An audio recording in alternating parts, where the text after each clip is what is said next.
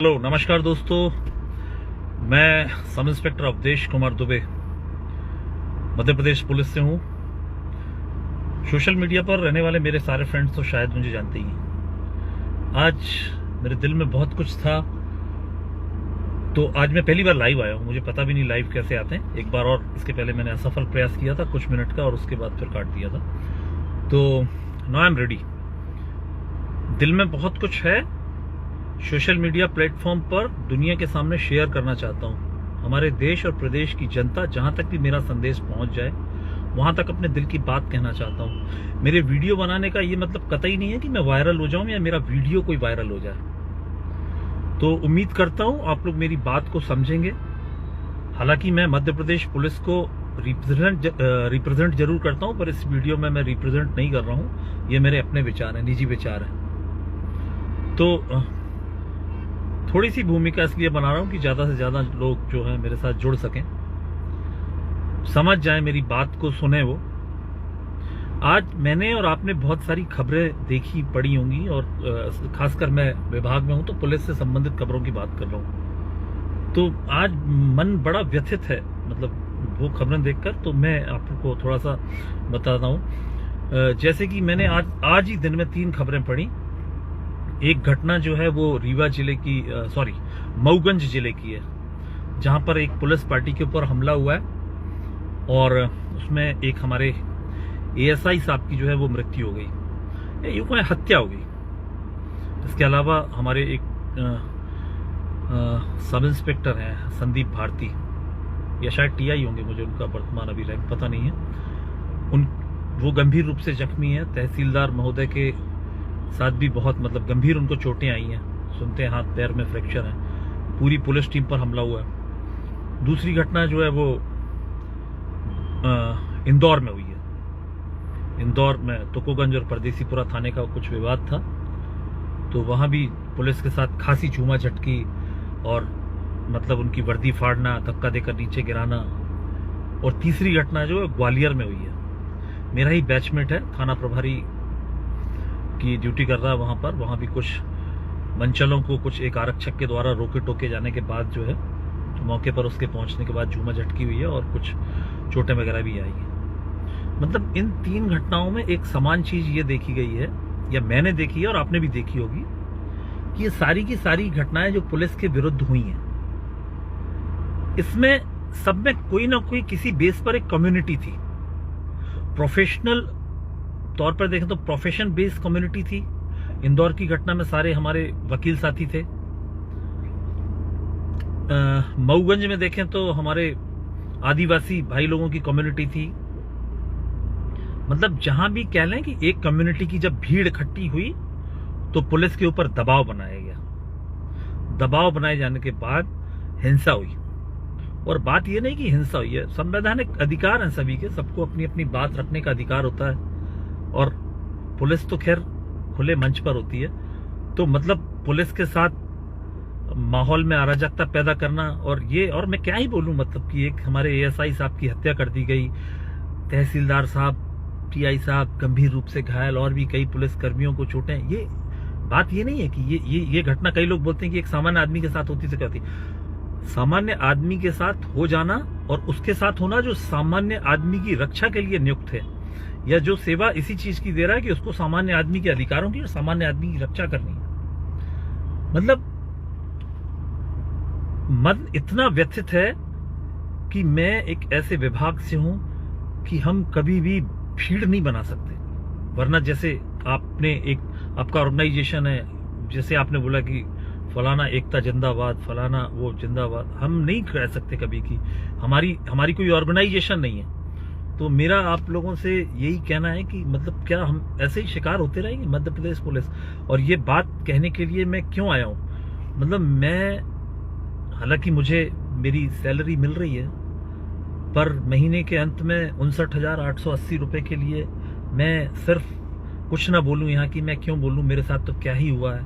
और मुझे कोई दिक्कत भी नहीं है, मैं छतरपुर जिले में पोस्टेड हूं, तो इन सब चीजों से मेरे ऊपर कोई भी प्रत्यक्ष अप्रत्यक्ष किसी तरह का कोई प्रभाव नहीं पड़ा है। लेकिन मैं आपको बता दूं कि इसके पहले मेरी पुलिस विभाग की सेवा काल जो है वो मतलब 8 वर्ष का ही सेवा काल है अभी। इसके पहले मैं सेना में रहा हूँ 18 साल, 18.5 साल मैंने सेना में सेवा दी है। तो है मुझ में इतना जज्बा कि मैं किसी भी मंच पर खड़ा होकर अपनी बात कह सकता हूँ। इसका क्या प्रभाव पड़ता है मेरी सेवा पर, प्रतिकूल प्रभाव पड़ता है, अनुकूल तो खैर क्या ही पड़ेगा, मुझे इस चीज की चिंता नहीं है। लेकिन जो दिल में है वो बोलूंगा कि क्यों पुलिस विभाग ऐसी भीड़ तंत्र का शिकार हो रहा है। आप बताइए, मैं आपको इंदौर की घटना के बारे में ब्रीफ कर रहा हूं, जिसको ना भी पता हो तो मैं आपको बताता हूं कि मतलब एक आपने वीडियो देखा होगा, आप देख लीजिए वीडियो, सोशल मीडिया पर वायरल वीडियो है। एक कोई व्यक्ति है, वो स्कूटी पर जा रहा है, सामने खड़े हुए 3 लोग हैं, उनसे उसका कुछ वाद विवाद होता है, कुछ बात होती है, वो तीनों लोग आकर जो है उसके ऊपर झपट पड़ते हैं और मारपीट करने लगते हैं। इतने में पता नहीं कहां से एक आरक्षक आता है, तो वो सीधा आकर उन तीनों के ऊपर आक्रामक हो जाता है और डंडे से मारकर उनको अलग करता है। अब संवैधानिक अधिकारों के तहत देखा जाए तो आप कह सकते हैं हाँ ये तो बहुत गलत हुआ है, उसने डंडा क्यों मारा बिना बात किए। लेकिन जब 3 लोग किसी असहाय व्यक्ति को मार रहे हैं और वो व्यक्ति आप होते, आपका कोई परिजन होता, तो आपको ये कृत्य बहुत अच्छा लग रहा होता। लेकिन चूंकि आप उन आक्रमण करने वाले 3 लोगों की तरफ से हैं, तो आप फिर अब वो संविधान वाली बातें आ जाएगी। तो पुलिस किस लिए बनी हुई है?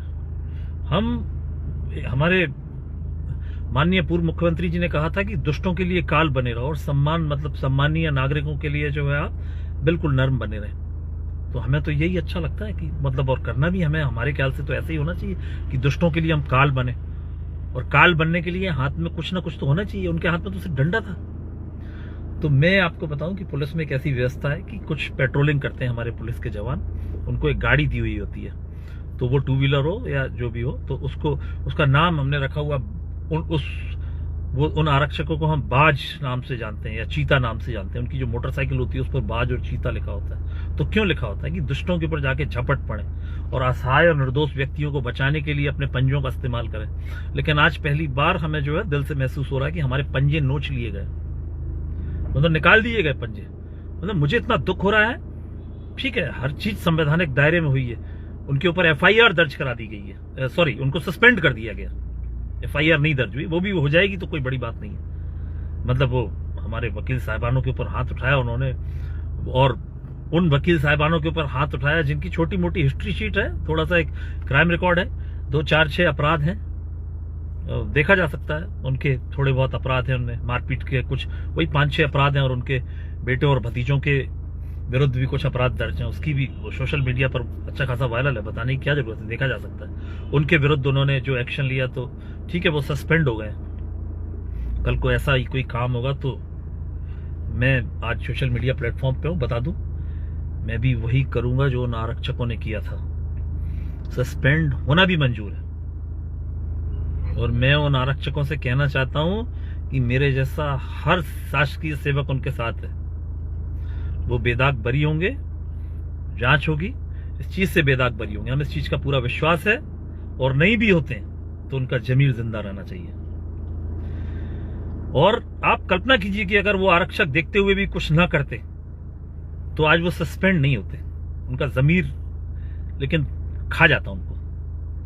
मतलब मुझे तो मतलब इस कभी कभी ऐसा दिल करने लगा, पीस उठने लगी है दिल में कि मतलब मैं पहले सेना में था और मैं यहाँ आ गया मतलब क्या बोलूं मैं, हाथ मतलब तीर भी चलाने और परिंदे भी बचाने, तो ऐसे कैसे तीर चला रहा हूं मैं, मतलब क्या तीर चलाऊं, कैसे शस्त्र दिए हैं हमको। शीर्ष नेतृत्व हमारा माननीय मुख्यमंत्री जी से करबद्ध निवेदन करता हूं कि मुख्यमंत्री जी, आदरणीय मुख्यमंत्री जी, कृपया करके हमारी ओर देखिए।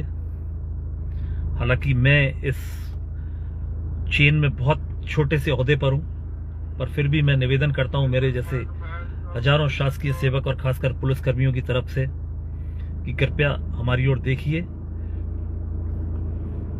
हमारा दम्भ जिंदा रहने दीजिए। लोगों को बहुत अच्छा लगता है जब हम अपराधियों का जुलूस निकाल देते हैं, लेकिन दुर्भाग्य से जब ऐसा ही कोई अपराधी किसी कम्युनिटी विशेष से होता है तो हमारे विरोध में चक्के जाम, सड़कें जाम, अराजकता, लोगों को बंदी बनाना। इंदौर की जनता बेहतर जानती होगी कि इंदौर की जनता के साथ क्या हुआ होगा और क्या मतलब उसका जो आज नियति, जो उसका आज रिजल्ट देखा हमने कि वो सस्पेंड हो गए, तो समझ से परे है मतलब। और मतलब आपको मैं बता दूं, आप एक बार सोचिए कि हमारे बल की कितनी कमी है, हम कैसे मैनेज कर रहे हैं। आज हम मतलब होंगे कोई कारण जिनकी वजह से भर्ती नहीं हो पा रही है, शासन का वो है, मैं नहीं जानता हूं क्यों भर्ती नहीं हो पा रही है कोई। पर आज मैं अगर मेरे समानांतर पद के जो पद रिक्त हैं समानांतर रैंक के, तो उस कार्य को मुझे ही करना है, तो वो ओवरलोड मेरे ऊपर ही पड़ रहा है, वो बर्डन मेरे ऊपर पड़ रहा है। ये अगर आप मान लीजिए कि मेरे थाने पर 4 सब इंस्पेक्टर्स की आवश्यकता है या उनकी स्वीकृति है उस बल की, तो वहां पर मेरे जैसा एक सब इंस्पेक्टर अगर पदस्थ है तो वो कार्य भी मुझे ही करना है। ऐसा तो नहीं है कि वो कार्य नहीं होगा। तमाम कार्य क्या गिनाऊं मैं पुलिस के, मतलब हर काम हमको करना ही है, कोई काम में कमी नहीं है। इतनी गालियां देते हैं लोग, पुलिस का कोई वीडियो वायरल हो जाता है तो हम कमेंट सेक्शन में जाकर पढ़ते हैं, आज मजा आया, आज बहुत अच्छा हुआ, आज तो वाह भाई मजा आ गया यार, ये जो इनने पुलिस वालों ने मार खाई है, आज इनका पता चला, चोर उचक्के रिश्वतखोर ना जाने क्या क्या। वो ऐसे लोग जो ये कमेंट करते हैं, उन लोगों से भी मेरा एक ही कहना है कि भाई साहब, जब भी आपके घर में चोरी हो जाए, कोई गुंडा मवाली आपको कभी चोट पहुंचा दे, आप किसी ऐसे अराजक तत्व के शिकार हो जाएं, तो मत जाइएगा थाने, क्योंकि आपने तो हमें जिस मतलब उससे सुशोभित किया है, जिन संज्ञाओं से और जिन नामों से, तो फिर आपका जाना बनता भी नहीं है। चलेगा क्या आपका काम? नहीं चलेगा। आज से 10 साल पहले, करीब 11 साल पहले, साउथ इंडिया में किसी एक नेता ने बोला था, तथाकथित नेता ने बोला था कि 15 मिनट के लिए पुलिस हटा लीजिए फिर देखिए। तो मतलब मैं उसके भाषण की तरफ नहीं जा रहा हूं ना, उसके भाषण में कुछ ऐसा था, लेकिन एक बार सोचिए आप कि उसने भी ये कहा था कि 15 मिनट के लिए पुलिस को हटा लीजिए। तो भय है पुलिस का आज भी, किसमें? सामान्य व्यक्तियों में नहीं है, अराजक तत्वों में, असामाजिक तत्वों में, चोर गुंडे मवालियों में आज भी पुलिस का भय है कि लोगों को ये कहना पड़ता है ऐसे लोगों को कि 15 मिनट के लिए पुलिस को हटा लीजिए। आप कल्पना कीजिए कि अगर कोई पुलिस की ऐसी यूनियन होती या पुलिस हड़ताल आदि से काम बंद कर देती या ऐसा कुछ होता, तो मतलब आप कल्पना कीजिए कि कैसे सामान्य जीवन चलता। मैं ये बताकर आपकी हमदर्दी कतई नहीं बटोरना चाहता हूं कि हम संडे को काम करते हैं, हम त्योहारों के दिन काम करते हैं, हम ये करते हैं। हम यहाँ पर we are here by choice, not by luck. तो हम अपनी पसंद से यहाँ पर आए हैं, तो हमें ये सब करना ही है, ये हम आप पर एहसान नहीं कर रहे हैं। लेकिन ऐसा काम, इतना काम करने के बाद भी जब ऐसी घटनाएं होती हैं तो दिल पर थोड़ा सा दुख होता है। मेरी 3 बहनें, तीनों बहनों के आज फोन आ चुके हैं, आज भाई दूज है, तीनों बहनों के फोन आ चुके हैं, तीनों बहनों का मैसेज आ चुका है। तो मैं फिर कह रहा हूं कि मैं आपकी हमदर्दी नहीं बटोरना चाहता ये कहकर कि मैं आज भाई दूज पर घर नहीं पहुंच पाया। मेरी ड्यूटी ऐसा है, मुझे इसके लिए पे किया जाता है, और 12 महीने की जगह मुझे 13 महीने की सैलरी पे की जाती है। ठीक है, लेकिन वो छोड़ दीजिए, आप इतवार भी काउंट करेंगे तो साल में मेरे ख्याल से 52 हफ्ते होते हैं, तो 52 इतवार होते हैं, तो 52 दिन हो गए, तो हम ले लेते हैं सैलरी। ठीक है, वो बात नहीं है, इशू नहीं है। पर आप एक बार सोचिए कि आपकी सुरक्षा में लगा हुआ बल, मतलब उसके साथ आप कैसा व्यवहार कर रहे हैं। आप हत्या कर दी आपने एक पुलिसकर्मी की, मतलब एक समाज विशेष के लोगों ने, मतलब रीवा में, मतलब क्या कहना क्या था कि एक जो उनका एक आदमी है वो वाहन दुर्घटना में मरा था, नहीं उसको तो मारा गया है, और आपने जो है जिसके ऊपर आपको शंका थी आपने उसको बंदी बना लिया, और जब उसको छुड़ाने गए तो आपने एक टीआई के हाथ पैर मतलब गंभीर रूप से जख्मी कर दिया, तहसीलदार साहब को मतलब गंभीर रूप से एक एसएफ की जवान की हत्या कर दी। मतलब कहीं है नाम उनका, है कहीं नहीं है नाम उनका। कैसे विभाग में काम कर रहा हूं मैं, मेरे को तो कभी कभी ही उठने लगती है यार। मैं मतलब अब तो बस भी नहीं चलता कि मतलब कभी कभी दिल होता है कि छोड़ दूं। मैं लिख लेता हूं, कभी कभी अपना इस्तीफा लिख डालता हूं कि ये लिख देता हूं, ये दे देता हूं। फिर सोचता हूं कि क्या मेरे जाने से सिस्टम सुधर जाएगा।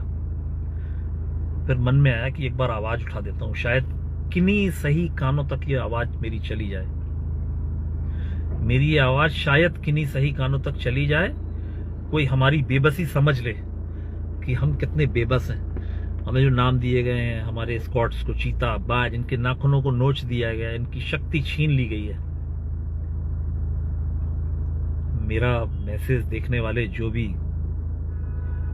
ऐसे लोग जिनके हाथ में कुछ पावर है, जो मुझसे बहुत बड़े बड़े ओहदों पर बैठे हैं, मैं उनसे जो है वो करबद्ध निवेदन करता हूं कि सर कृपया हमारी स्थिति को देखिए, हमें समझिए, हमारे स्वाभिमान को जिंदा रहने दीजिए।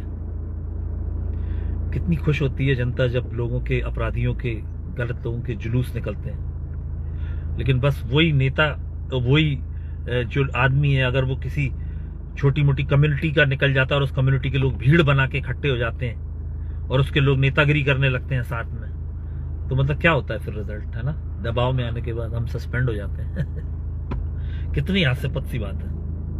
फिर मुझे अपना वही पुराना, मतलब मुझे अपना पुराना सेवा काल याद आता है। मतलब मैं क्या ही बोलूं, बार बार मैं क्या था क्या नहीं था। लोग बोलेंगे कि वो लोग तो सरफिरे होते हैं, वो यहाँ उनका काम नहीं है। ठीक है, मैं जानता हूँ कि वहाँ हम सीमा पर रहते थे, वहाँ हम समाज में नहीं जुड़े हुए थे, यहाँ हम समाज में रहते हैं, आम जन से हमारा पाला पड़ता है। लेकिन ऐसे होते हैं आमजन, ऐसे आमजन, मतलब भीड़ तंत्र को। और मैं सर प्लीज संज्ञान लीजिए इस चीज का।